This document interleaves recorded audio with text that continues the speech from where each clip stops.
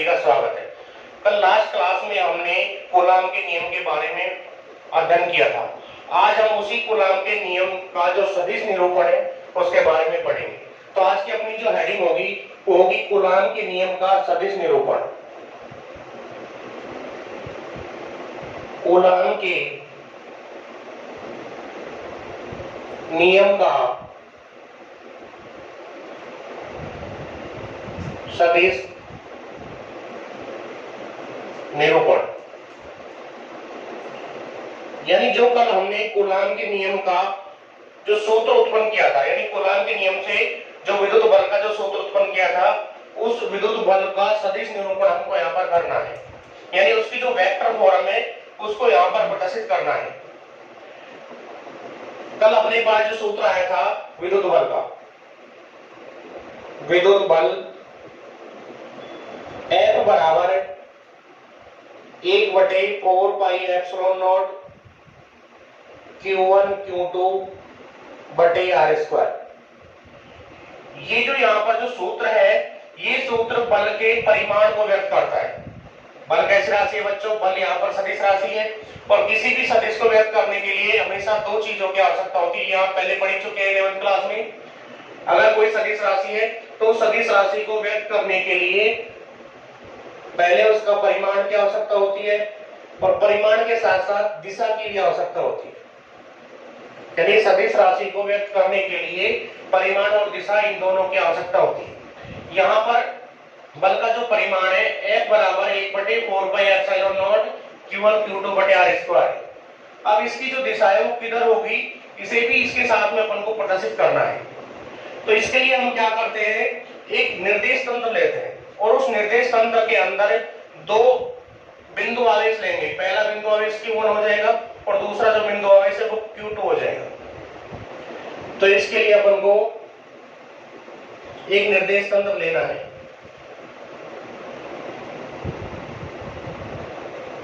ये यहाँ पर मूल बिंदु O है, इस अक्ष को X अक्ष मान सकते हैं और ये जो अक्ष होगा ये Y अक्ष हो जाएगा। अब इस निर्देश तंत्र के अंदर इसमें दो बिंदु आवेश रखने हैं। पहला जो बिंदु आवेश होगा वो Q1 हो जाएगा जबकि दूसरा जो बिंदु आवेश है वो Q2 हो जाएगा।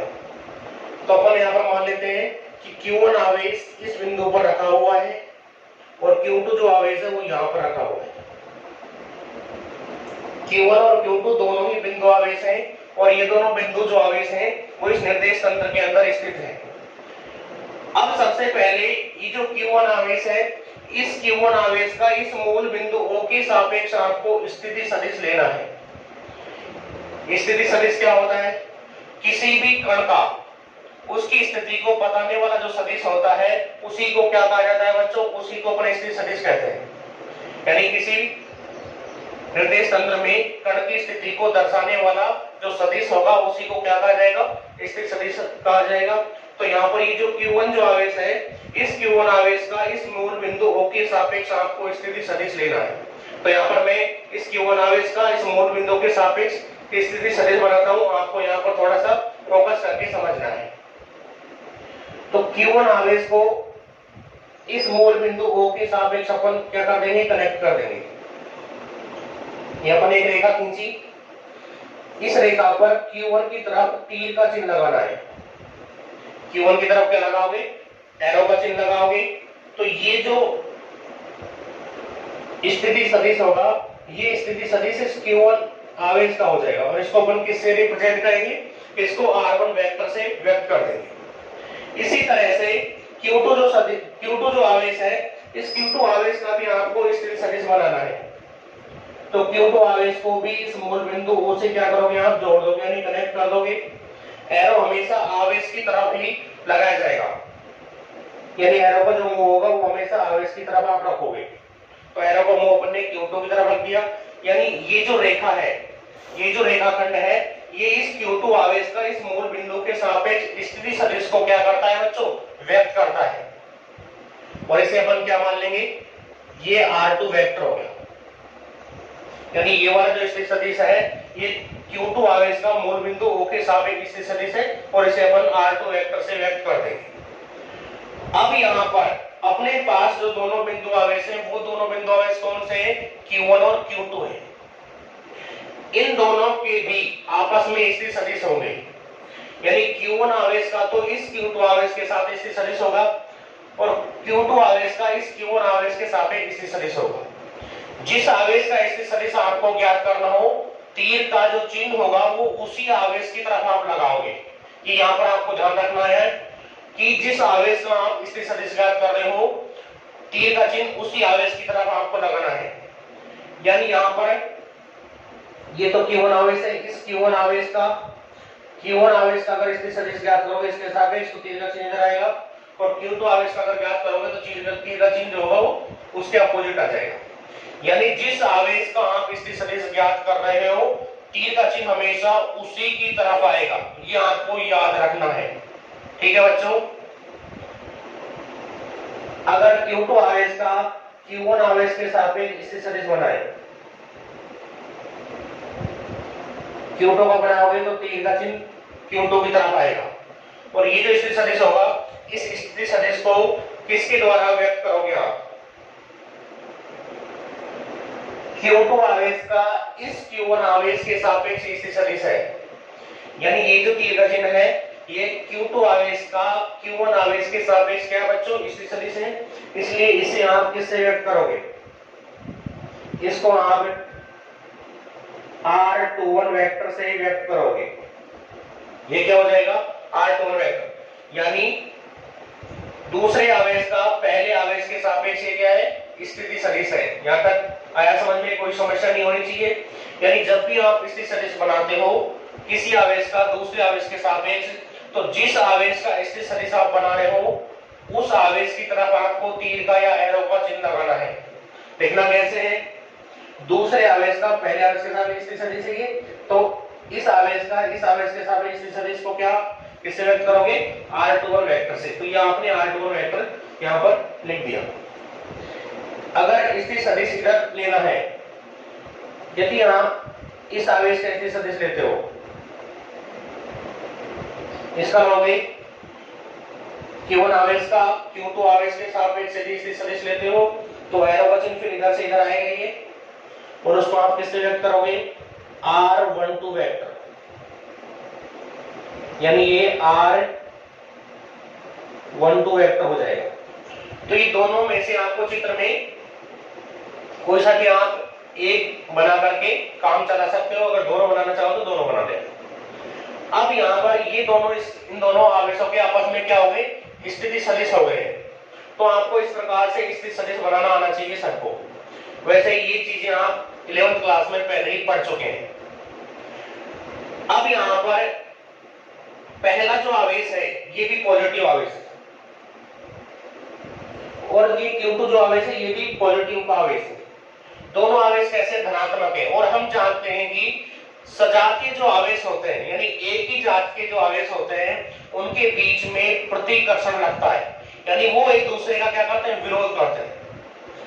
तो ये पहला जो आवेश होगा, ये पहला आवेश इस दूसरे आवेश का विरोध करेगा। तो पहला जो आवेश है ये दूसरे आवेश को इधर की तरफ धकेलेगा।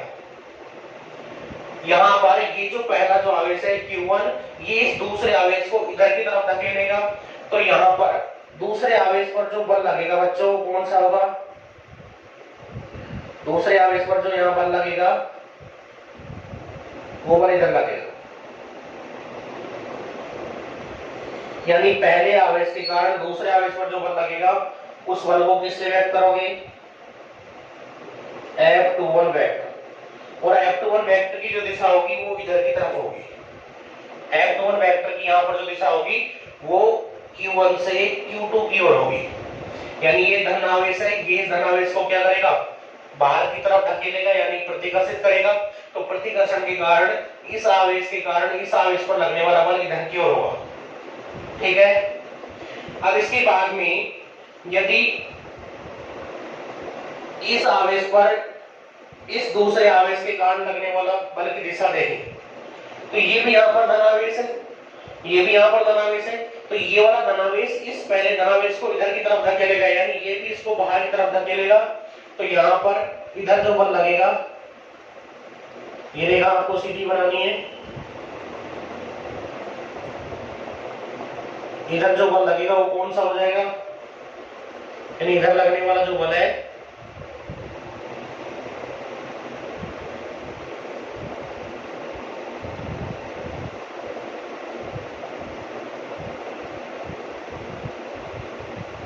ये बल हो जाएगा F12 वेक्टर, यानी दूसरे आवेश के कारण पहले आवेश पर ये लगने वाला बल होगा।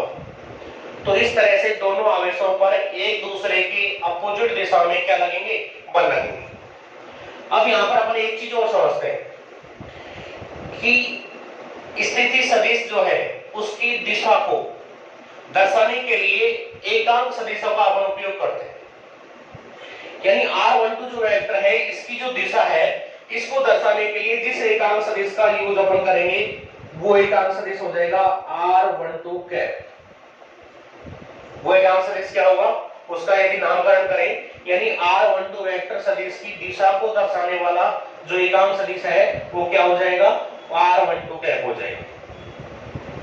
इसी तरह से R21 जो वेक्टर है इसकी जो दिशा है, R21 वेक्टर की जो दिशा है वो इधर की तरफ है, यानी इधर की जो दिशा होगी उसको कौन दर्शाएगा, उसको दर्शाने वाला जो एकांक सदिश होगा उसका अगर नामकरण करें तो वो क्या हो जाएगा, R21 कैप।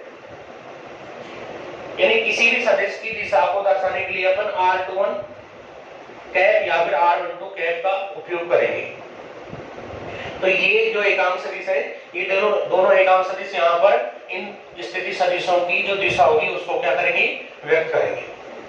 अब यहाँ पर अपन को लिखना है कि ये जो अपन ने जो माने वो क्या क्या है, तो ये क्या है इनके बारे में अपन साइड में नोट कर सकते हैं। सबसे पहले अपन ने क्या माना है, R1 वेक्टर Q1 आवेश का मूल बिंदु वो के सापेक्ष में क्या है, स्थिति सदिश है। R2 वेक्टर Q2 आवेश का O के सापेक्ष स्थिति सदिश है।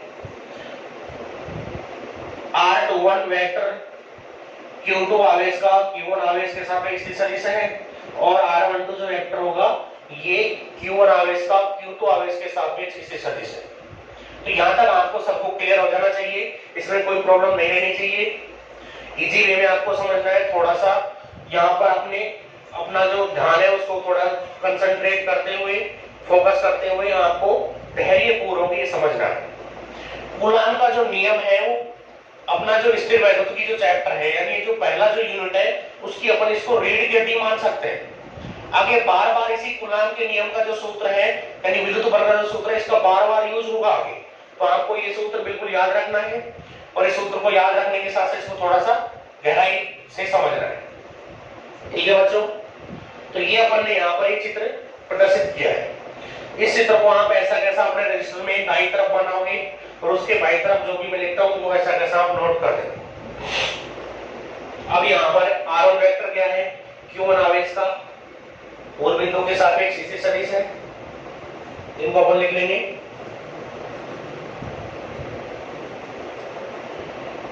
देखो थोड़ा सा इसमें ये आपको इधर नोट करना है, चित्र आपको दाईं ओर बनाना है। इसके साइड में जो जगह बचती है उसमें आप यहाँ पर लिख सकते हैं। देखिए कोई दो बिंदु आवेश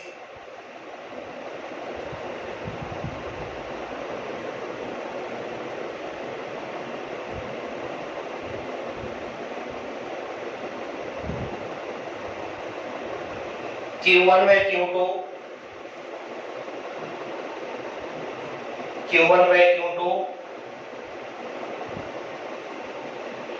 द्विविमीय निर्देश तंत्र में स्थित है।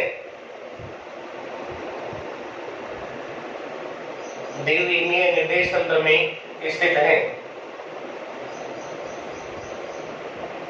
जिनके मूल बिंदु के सापेक्ष स्थिति सदिश R1 वेक्टर तथा R2 वेक्टर है।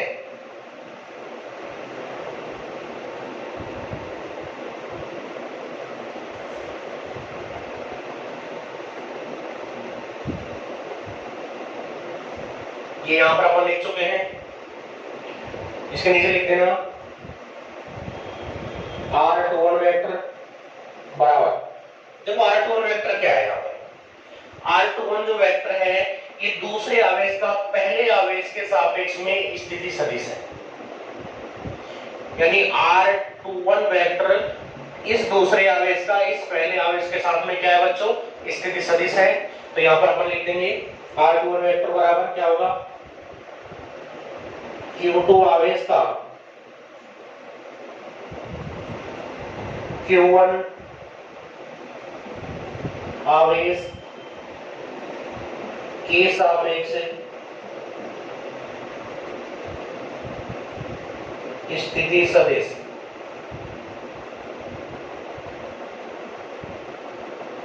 ये हो जाएगा r12 वेक्टर, यहां पर थोड़ा बीच में गैप छोड़ देना।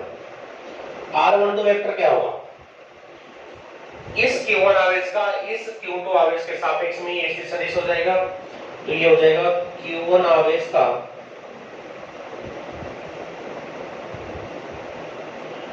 q2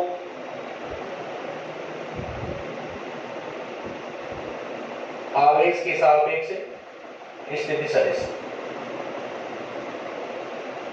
यानी ये पहले आवेश का दूसरे आवेश के सापेक्ष स्थिति सदिश है और ये दूसरे आवेश का ये पहले आवेश के सापेक्ष स्थिति सदिश है। यहां तक क्लियर हो गया सबको, बिल्कुल मक्खन हो गया। अब ये जो स्थिति सदिश है इनकी अगर दिशा देखें, चित्र में दिशा देखो एक बार, ये आवेश इस आवेश पर इधर बल लगाता है, तो इस आवेश का इस आवेश के सापेक्ष जो स्थिति सदिश है वो इधर होगा, जिसे अपन ने ब्लैक एरो के द्वारा व्यक्त किया है, इसकी दिशा इधर है। तो दिशा को व्यक्त करने के लिए किसका उपयोग करते हैं, इसका उपयोग करेंगे एकांक सदिश का। तो यहां पर एकांक सदिश क्या होगा इसका, ये हो जाएगा r21 कैप बराबर, r21 कैप क्या है, r21 कैप r21 वेक्टर की दिशा में एकांक सदिश है। इसको अपन लिख सकते हैं r21 वेक्टर की दिशा में एकांक सदिश।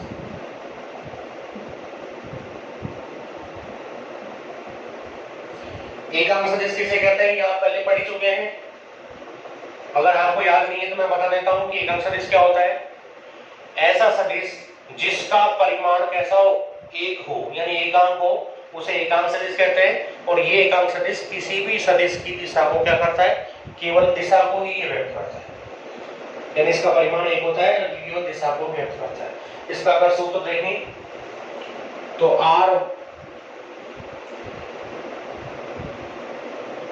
r कैप बराबर r वेक्टर बटे r वेक्टर का परिमाण, ये इसका सूत्र आता है। ठीक है बच्चों, अब इसका एकांक सदिश देखेंगे तो इसका एकांक सदिश क्या हो जाएगा, r12 कैप, ये क्या होगा, इस r12 वेक्टर की दिशा में एकांक सदिश हो जाएगा। तो r12 वेक्टर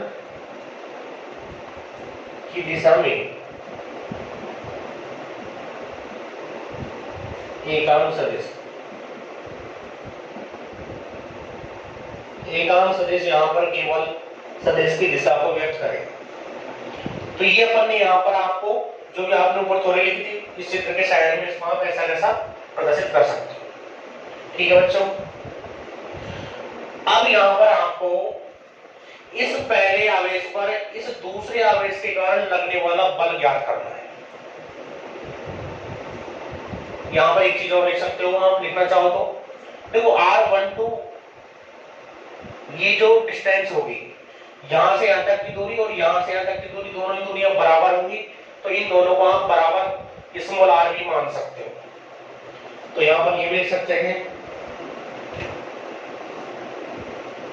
और क्या लिख सकते हैं, r21 यानी ये जो दूरी है, ये जो इस वेक्टर का जो परिमाण है,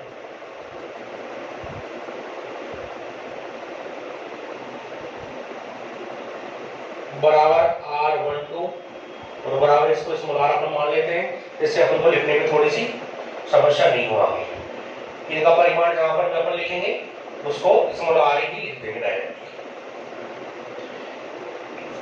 इस आवेश की सापेक्ष दूरी, इस आवेश की सापेक्ष दूरी, दोनों दूरियां कैसी हैं बराबर है, इसलिए अपन ने इसको r मान लिया। ठीक है बच्चों।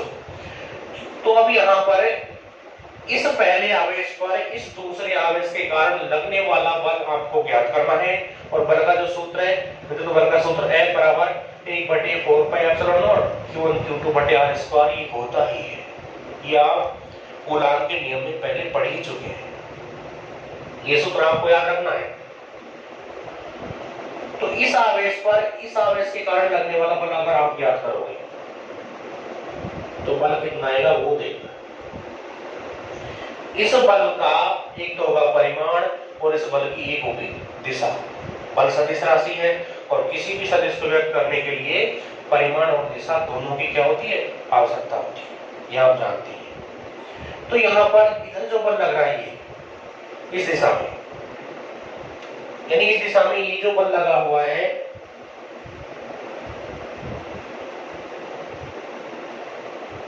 F12 वेक्टर, इधर ये जो बल लग रहा है इस बल का परिमाण पहले ज्ञात करना है और इस बल की दिशा अपन को ज्ञात करनी है। तो अगली लाइन से आप क्या लिखोगे, इन सब को आप नोट कर चुके होंगे, अब इसे मैं रफ कर देता हूं। ठीक है बच्चों, चित्र के दाईं तरफ जैसे यहाँ पर लिखा हुआ है ऐसा कैसा पूरे पेज में आप इनको देख सकते हो। ये लाइन मैंने ऊपर की जो लाइन थी ये बोल करके दिखाई गई है। ठीक है,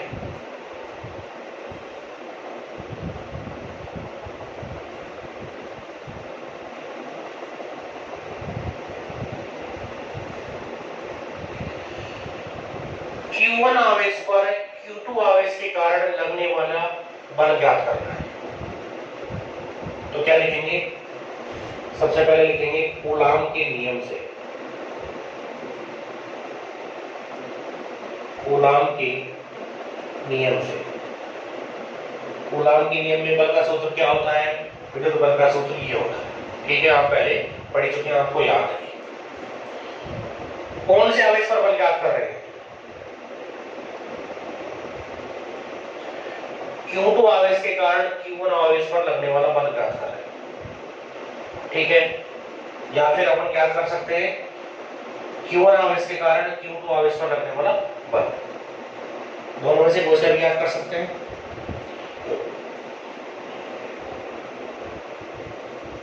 तो यहां पर आपको लिखना है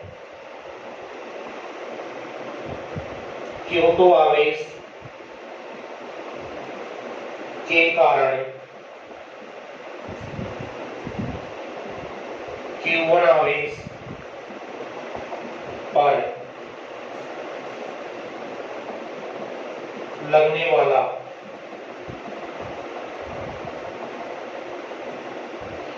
विद्युत बल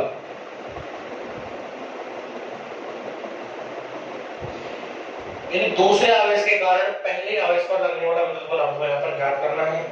तो उसको अपन किससे व्यक्त करेंगे, F12 वेक्टर से। इस बल को किससे व्यक्त किया जाएगा, F12 वेक्टर से यहाँ पर रिप्रेजेंट किया जाएगा।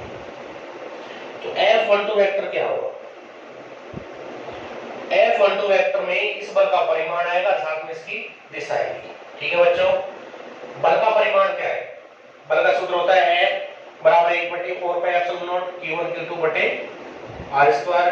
तो बल का परिमाण तो ये रहेगा, क्योंकि यहां पर भी दोनों आवेशों के बीच की दूरी r है, अपन ने मान ली। तो ये हो जाएगा 1/4 pi epsilon not Q1 Q2 बटे r स्क्वायर। ये यहां पर बल का परिमाण है। चाहे एक बार अपन ये लिख दें, r12 का स्क्वायर लिख सकते हैं शुरू में, r12 बराबर r का मान देंगे। यानी यहां पर Q1 आवेश का Q2 आवेश के सापेक्ष जो स्थिति है वो कौन सा है, r12 है। तो दूरी अपन ने r12 मान ली, इसका स्क्वायर हो गया, ये तो हो गया परिमाण। इसके बाद में इसकी अगर दिशा देखें तो इसकी जो दिशा होगी वो इधर की तरफ होगी, यानी दूसरा आवेश पहले आवेश को इधर की तरफ धकेलता है, तो इसकी दिशा इधर हो जाएगी, यानी इसकी दिशा यहां से इधर की ओर है। तो इसकी दिशा अगर इधर है तो इसकी दिशा के लिए कौन सदिश उपयोग में लेंगे? इसकी दिशा के लिए r12 कैप का उपयोग किया जाएगा। तो ये r12 कैप आपने यहाँ पर लिख दिया, ये अपनी आ जाएगी समीकरण 1। चाहे इसको चेंज करते हैं अपन, r12 कैप बराबर किसके r के, तो वो उसको r में लिख सकते हैं। f12 वेक्टर बराबर 1/4 pi epsilon not q1 q2 बटे r स्क्वायर, ये साथ में आ गया r12 कैप। ये समीकरण हो जाएगी और यह साथ में आगे लिख सकते हो चूंकि r12 बराबर किसके r, r12 बराबर r, ये अपन यहाँ पर माना। तो ये समीकरण एक अपनी प्राप्त होगी। तो Q2 आवेश के कारण Q1 आवेश पर लगने वाला बल का सूत्र जब आप लिखोगे तो ये सूत्र आपको प्राप्त होगा।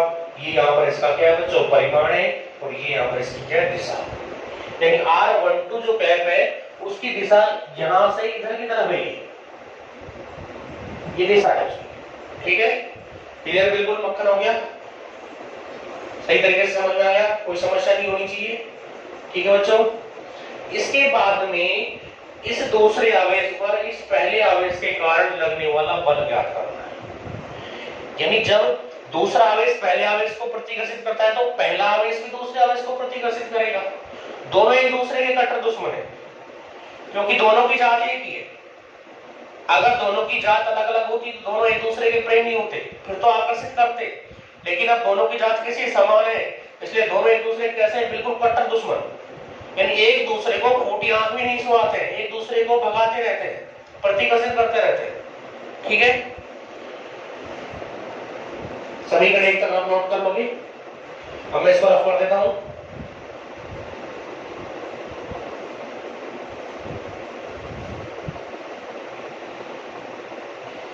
अब दूसरे आवेश पर पहले आवेश के कारण भी धक्का लगेगा, यानी प्रतिकर्षण बल लगेगा, तो उसका सूत्र आपको लिखना है।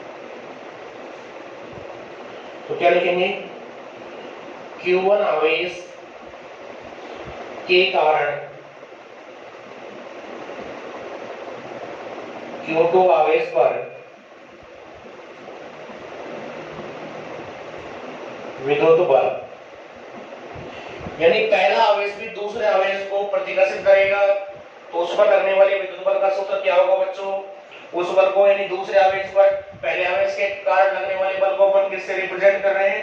F21 वेक्टर से रिप्रेजेंट कर रहे हैं। तो वो बल हो जाएगा F21 वेक्टर। F21 वेक्टर बराबर किसके होगा? इस बल का परिमाण और इसकी दिशा। तो इस बल का परिमाण क्या आएगा? 1/4 पाई एप्सिलॉन नॉट, ऐसा कैसा? पहला आवेश Q1, दूसरा आवेश Q2, दोनों का गुणनफल हो गया, बटे दोनों के बीच की दूरी एक बार लिखेंगे तो क्या आ जाएगी? R21 का स्क्वायर। और दिशा अगर देखनी है तो दिशा क्या आएगी? दिशा किधर होगी? दिशा इधर की हो जाएगी। इधर की दिशा में इसलिए सदिश कौन सा है? R21 वेक्टर है, और R21 वेक्टर की दिशा को कौन बताता है? R21 कैप बताता है। तो इसकी दिशा को बताने के लिए किसका यूज करोगे? R21 कैप का उपयोग करोगे। तो यहाँ पर क्या आ जाएगा? R21 कैप प्राप्त हो जाएगा। अब ये R21 और R12 दोनों क्या है? दोनों आवेशों के बीच की दूरी है, और दोनों आवेशों के बीच की दूरी कैसी है? समान है, और उसको अपन ने क्या माना है? R माना है। तो इसकी जगह क्या रख सकते हो? R रख सकते हो, बिल्कुल, यानी इसकी जगह आपको R रखना है। तो दूसरे आवेश पर पहले आवेश के कारण लगने वाला बल का सूत्र क्या होगा? 1/4 pi epsilon not Q1 Q2 बटे में क्या आ जाएगा? R स्क्वायर आ जाएगा, और यहाँ पर आ गया R21 कैप, और ये आ जाएगी इक्वेशन 2। यानी यहाँ तक आपको किसी भी प्रकार की कोई समस्या नहीं है, केवल आपको इसके सदिश निरूपण का ये जो चित्र है ये सही तरीके से समझना है।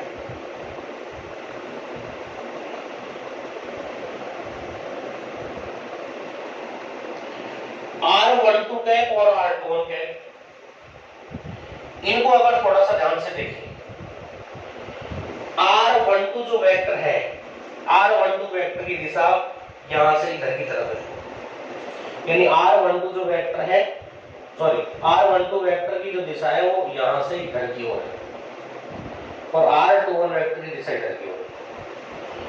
दोनों सदिशों के इनके परिमाण तो कैसे हैं, समान हैं, लेकिन इनकी दिशा कैसी अपोजिट है, तो ये दोनों एक दूसरे के विपरीत सदिश हैं। यानी ऐसे सदिश जिनके परिमाण तो कैसे होते हैं, समान होते हैं, लेकिन दिशा कैसी होती है, दिशा एक दूसरे के बिल्कुल अपोजिट होती है, तो वो सदिश विपरीत सदिश कहलाते हैं। ये इन सदिशों के बारे में आप पहले 11वीं में पढ़ी चुके, आपको इतना ज्ञान तो होगा। तो ये दोनों जो सदिश हैं एक दूसरे के विपरीत सदिश है। तो जो विपरीत सदिश होते हैं उनके परिमाण समान होते हैं, दिशा अपोजिट होती है, तो उनको किस प्रकार से व्यक्त करते हैं, इसके बाद हमको लिखना है। हम जानते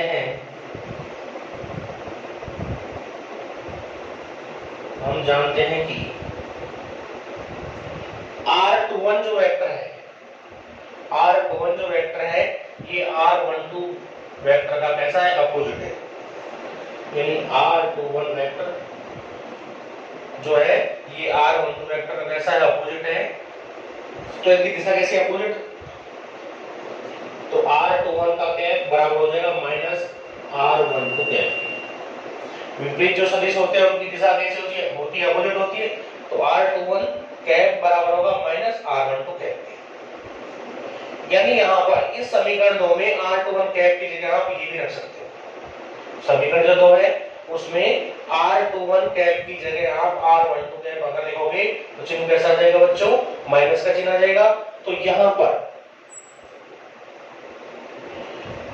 ये जो R21 कैप है इसमें अगर इस वैल्यू को रख दिया जाए, यानी इसके इस वाले मान को अगर यहां रखें तो क्या समीकरण प्राप्त होगी, F21 वेक्टर बराबर ये ऐसा कैसा आएगा, 1/4 पाई एप्सिलॉन नॉट, साथ में क्या आएगा Q1 Q2 बटे में क्या आ जाएगा R², ये आ गया। R21 कैप की जगह आपको ये मान रखना है, तो ये माइनस का जो चिन्ह होगा ये इधर आ जाएगा, मैं इसको आगे लगा देता हूं, तो ये माइनस है। इसकी जगह आपको ये रखना है, माइनस का चिन्ह मैंने यहां पर ले लिया है आगे। क्लियर हो गया सबको, तो ये R12 कैप होगा। अब इसके अंदर ये वाला जो पूरा मान है, थोड़ा ध्यान से देखिए इसे, ये जो पूरा मान है ये समीकरण 1 का मान है, और समीकरण 1 में इसका मान क्या होता है, F12 वेक्टर होता है। यानी ये इस रेड बॉक्स के अंदर मैंने जो वैल्यू रखी है, यानी इस माइनस को छोड़ करके ये जो पूरा मान है ये समीकरण 1 का मान है, और समीकरण 1 में इसका ये मान किसका है, F12 वेक्टर है। तो इसकी जगह पर हम F12 वेक्टर रख सकते हैं। तो आप क्या लिखोगे, समीकरण 1 से F21 वेक्टर बराबर किसके हो जाएगा, F21 वेक्टर बराबर ये माइनस का चिन्ह ऐसा कैसा रहेगा। इस मान की जगह पर आपको क्या रखना है, समीकरण 1 से मान रखना है, यानी ये पूरा का पूरा जो मान है वो समीकरण 1 से किसके बराबर है, F12 वेक्टर के बराबर है। तो ये यहां पर F12 वेक्टर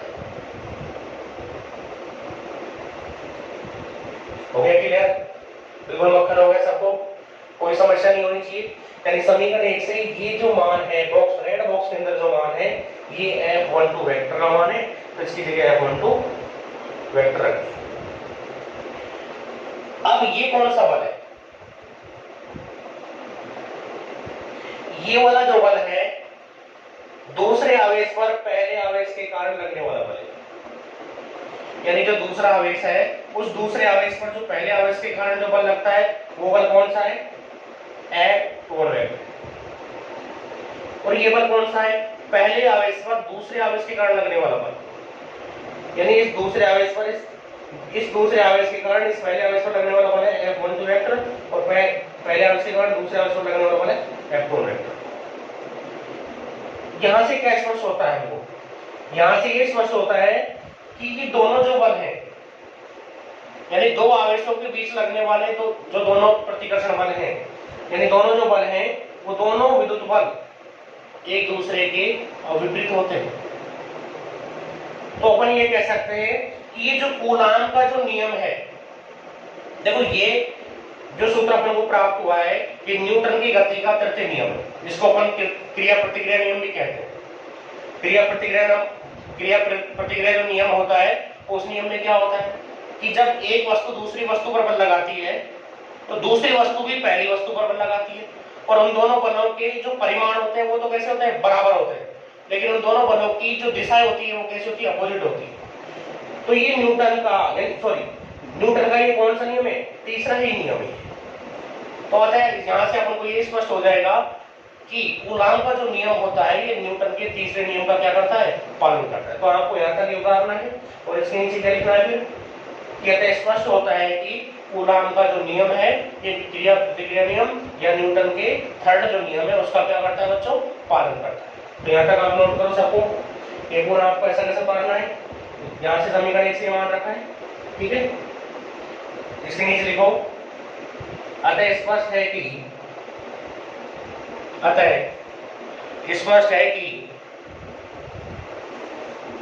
कूलाम का नियम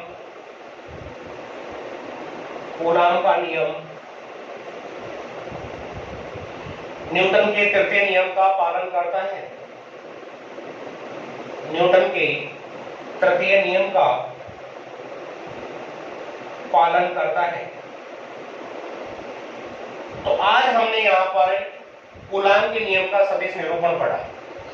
आपको अगर हमारी ये वीडियो पसंद आई हो तो आप इसे लाइक करें, और अगर अभी तक आपने हमारा जो चैनल है वो सब्सक्राइब अगर नहीं किया है तो आप इस चैनल को सब्सक्राइब करें, साथ में बेल आइकन दबाएं, जिससे हमारी जो न्यू अपलोडेड जो वीडियो है उनका नोटिफिकेशन आपको समय समय तक मिलता रहे। धन्यवाद।